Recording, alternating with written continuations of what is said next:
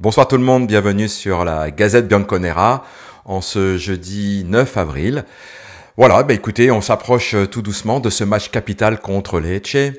Alors ce soir, je vais être assez bref parce que sincèrement, il n'y a pas grand-chose qui sort aujourd'hui. En termes de nouvelles, on va dire fiables, il y a beaucoup de rumeurs, beaucoup de cancans qui pour moi ne sont pas pour l'instant justifiées. Je ne vais pas les partager. Je vais juste vous faire un petit point au niveau par contre des blessés et enfin en tout cas au niveau de l'infirmerie.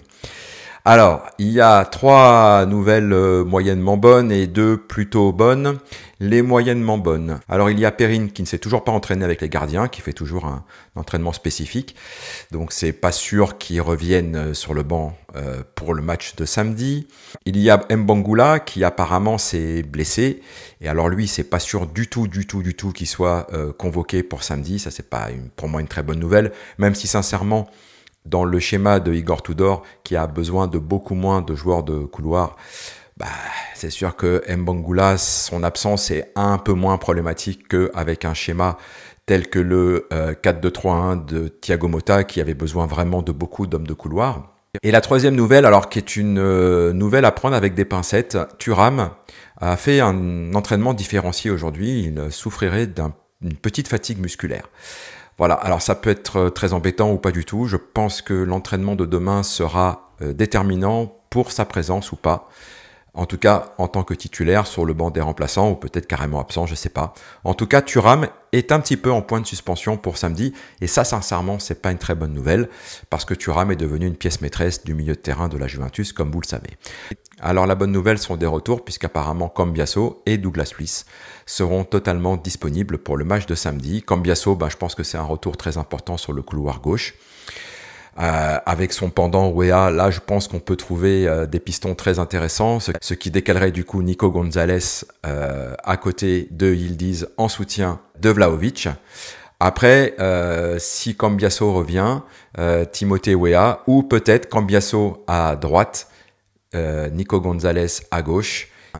Et pourquoi pas revenir sur cette idée de 4-3-1-2 avec Yildiz en soutien de Vlahovic, de Kolo Muani. Vraiment, je pense qu'il est important de commencer à ce que nos attaquants recommencent à marquer des buts. Les 2 attaquants, ça fait depuis le mois de février qu'ils ne marquent pas. Et pour une équipe comme la Juventus, qui a toujours eu cette culture de l'attaquant, de l'avant-centre très performant, ça commence à poser un petit souci. Et j'espère que dès samedi, nos attaquants vont enfin pouvoir avoir la joie de célébrer des buts. J'en serai très ravi et je pense que la Juve sera ravie avec une défense qui arrive à fermer les espaces. Prendre ces 3 points qui sont fondamentaux samedi, je le répète, si la Juve gagne samedi, elle est 4e, quoi qu'il arrive. Elle sera 4e, elle ne pourra pas être 3e, elle sera 4e.